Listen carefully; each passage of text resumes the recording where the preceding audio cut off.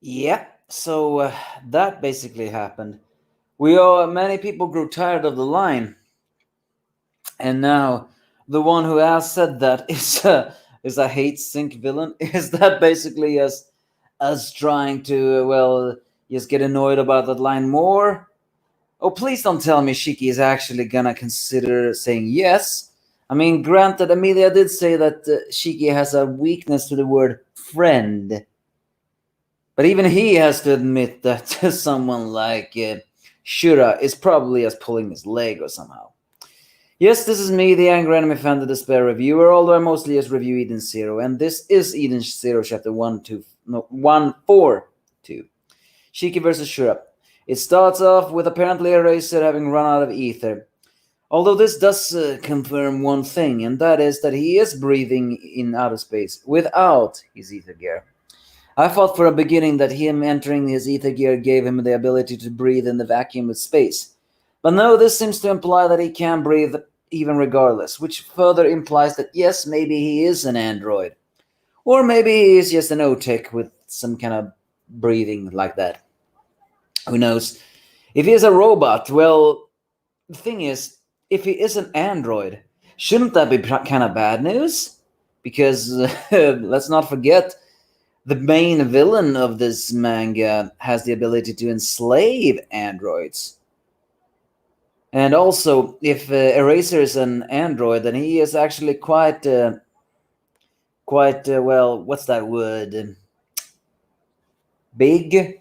No, that's not the word I was looking for. Not fine either. It's an normal looking, just like the four-star Shrine Maidens. Is that a coincidence? I mean, we have seen some manly or female-like androids, so yeah. Well, who knows? Because if anyone believed to be a robot, I believed it to be Cure. But that's beside the point. First off, Eraser actually sees Oasis, who aids the Orasian Interstellar by shooting the ships. Although they does confirm to each other that they're not friends, but they're not enemies as well. So will they listen to Goodwin? If you ask me, no, I do not believe they will listen. Because again, I don't think the Galactic Empire or Interstellar actually are good guys. Maybe this will fall into the line of you broke the law because you took the law into your own hands, and only if you're part of the Interstellar can you take the law in your own hands. Although granted, Oreshins Interstellar seem to be the only one to actually judge everyone else. And as we have seen before, they are pretty harsh with the judging, so it's very likely Eraser would consider them enemies simply because, well, they are dust in the galaxy and haven't really tried to oppose it before. Then we're switching back to Shura, who gets up and actually reveals that his speciality, although that is not exactly anything to laugh at, it is actually there's different speciality when it comes to gravity. As I've said before, he seems to have a passion about levitating things, and this here actually confirmed that that is true. He realizes that Shiki is the one who focuses on altering his own personal gravity. He focuses mostly on moving objects, basically granting him the ability to do telekinetics. And combined with the gravity power, which actually also alter the weight and, well, pushing and everything else, that is actually not an ability that is nothing to sneeze at, to be honest. I mean, granted, he did say it was the king of gravity, but it shows that by just firing broken down metal scrap missiles at Shiki, and even can take out the metal pieces of the stuff and hit with Shiki. So yeah, that is actually some very powerful control of his gravity. Also, by the way, we actually see a close up of his hands this time, and he seems to have two eye-like tattoos on his fingers. And that's the first time I see it. However, despite all of that, frustratingly enough, he can also alter his personal gravity. So he actually does get in close contact with Shiki and land some decent hits. That pisses me off greatly, especially since he's never said he couldn't. Elsewhere, the Eden Zero begins to fight off against the ships. The ones who are gonna fight off against the ships are as well as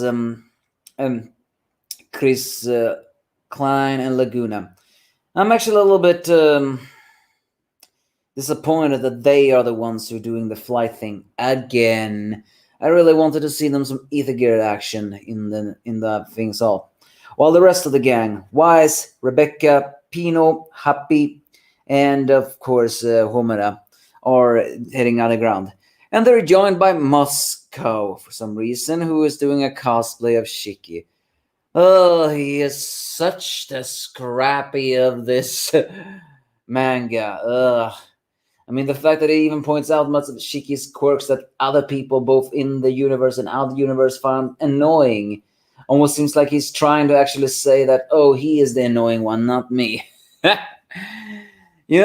still waiting and hoping that he'll at least try to be a little bit more useful. Or is it designated to just be the eternal butt monkey in the entire manga? Granted, Hiromashima is not. I mean, I was not gonna say not known. I was actually gonna say known to create those just characters that are just there, ugly designs, and just there to be annoying. Not for a hate sync level, or not exactly from scrappy level. Just being annoying because they're just that useless.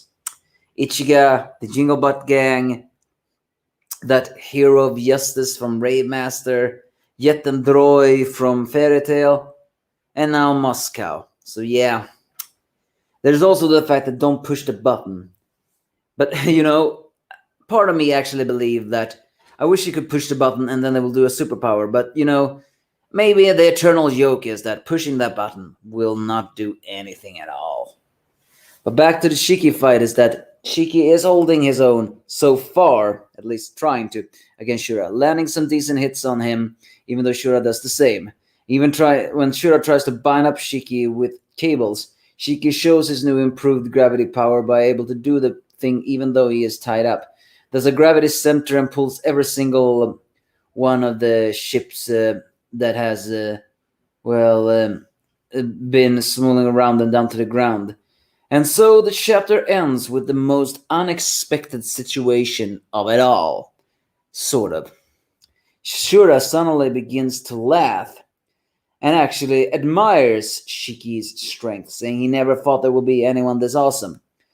And then suddenly says, "Hey Shiki, be my friend." Wow! That's Shiki's line, not his. Even Moscow said that line, perhaps just to note of the things of it all. So I really hope Shiki is not gonna say yes. I hope this is gonna be like those lines of All Loving Hero lines when he says that I want to be everybody's friend, but I also know someone who doesn't believe in that to begin with. And let's be honest, Shura is not doing this because he actually likes Shiki and really want to be his friend. He seems to be impressed by Shiki's gravity power, but maybe because he himself has gravity power. Are we meant to believe that he's actually considering Shiki to be worthy of him?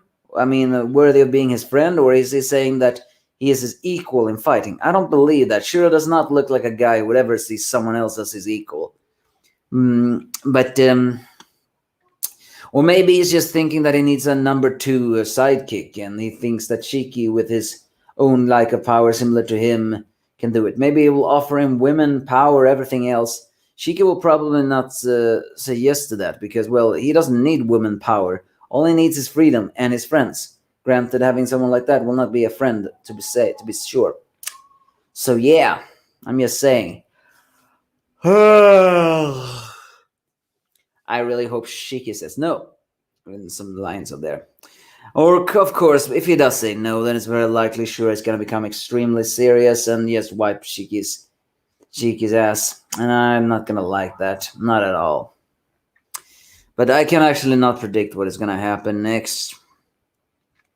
Sooner or later, the underground gang will probably run into the Ocean 6. But I don't know when.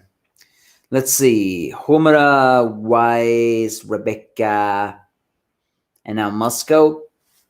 That's 4. Although granted, I wouldn't exactly count Moscow as someone who can fight. But yeah, that's Are we to assume there's only three? There's six. No, wait. There's five oceans. One was killed off. No, wait a minute. No, wait. There's four oceans, actually. There are literally four oceans in this field, and there are four underground fighters because Fabio is supposedly not there, and Saika was killed. So, yeah, maybe. Granted, we still have Yusan. That's a fifth one. So, who will deal with her? So that's basically the chapter. I really hope Shiki says no to this situation because, again, I don't think Shura really wants Shiki to be his friend. More like his pawn or something like that. Just use his power to cause enough havoc of it all. And why would he even see Shiki as an equal? Is it because he's impressed of the power he does? I don't know. I don't really know how Shura works of it all. But he clearly believes that machines are nothing more than tools, and that clashes with Shiki's line. So you give me your faults if you have any.